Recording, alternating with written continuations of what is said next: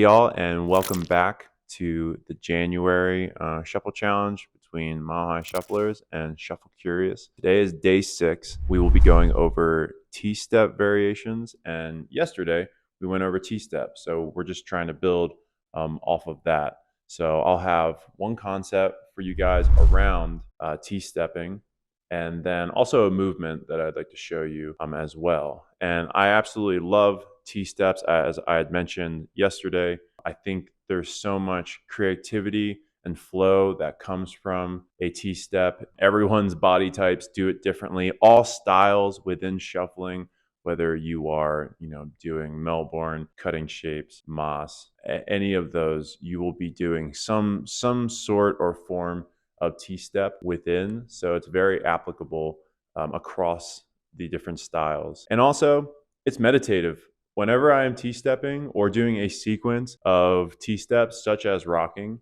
I fall into some kind of trance when I'm dancing. So that is the power of T-steps. I don't know where that comes from or what you're really tapping into. It's spiritual or whatever, but it's profound. And once you dedicated this movement to an autonomic process or a procedural process, and you can kind of do it in your sleep, or you don't have to think about it twice. I think that's really where the magic kind of happens, and it frees up your mind to be very creative in how you T-step. So the first concept that I would like to impart on all of you guys, I'd like to call it the T-step sphere. That is how I picture it in my own mind. Imagine that you are in your perch position.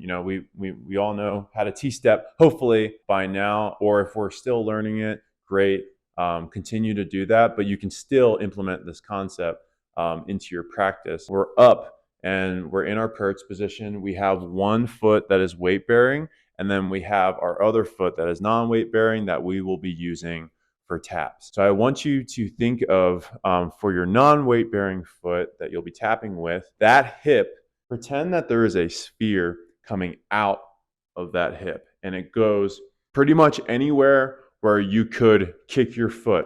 If you were flexible enough, which I am not, to kick your foot over top, and if my knee was up to my ear, that's how far this sphere is extended out. So pretend that is coming out in all these different directions. That is really your canvas for all the different taps, the hundreds or thousands of variable taps that you can do while you're a T-stepping.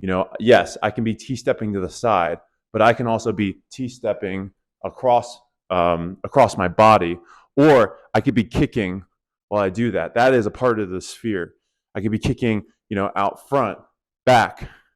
I could be going anywhere where that sphere exists and you are not constrained by your flexibility, which is something that I need to work on. You can tap in any of those positions, anywhere in that sphere. It is not limited to the ground. It is not limited to, a disc around you where you'd be kicking or anything like that. You can literally do it wherever. And as soon as, you transition and you are weight bearing to the other side, the same applies here. There's a sphere coming out of now this hip that is non-weight bearing, and you can kick, you can tap on the ground, you can drag your feet on the ground as well.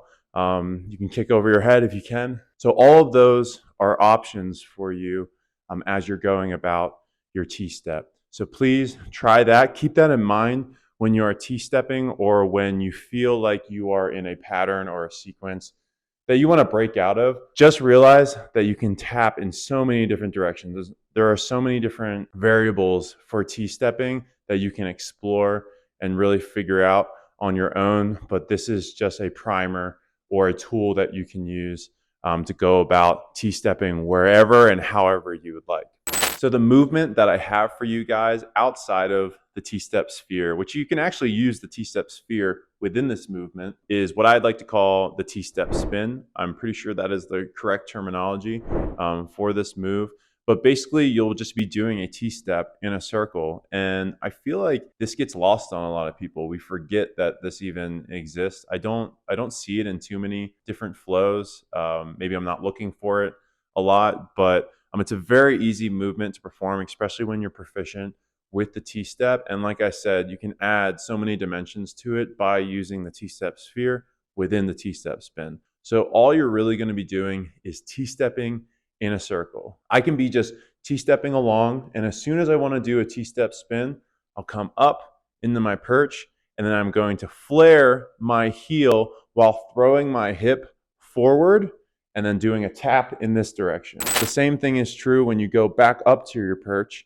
You're going to then flare your toe in and then go, yeah, like I said, go back into your perch. So you'll be here, and then you're going to repeat that process. When you flare your heel in, you're going to extend it'll look kind of like this. You're kind of putting your hip in, and that is going to turn your body into this spin.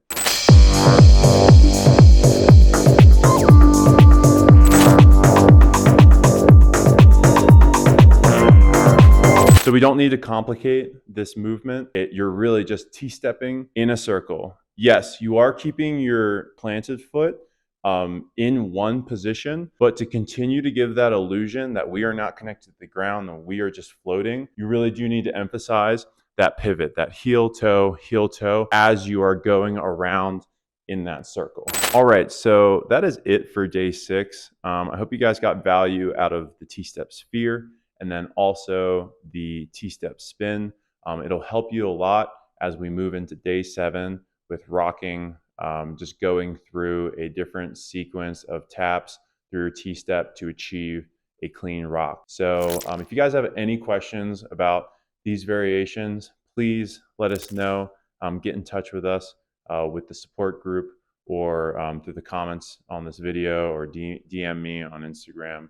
And I look forward to all you guys trying out all these crazy variations that you can do with your T-steps. So I look forward to our rocking tutorial tomorrow, where we can really implement all of the things that we've learned today and then yesterday as well with T-steps. So I'll see you guys tomorrow. Take care.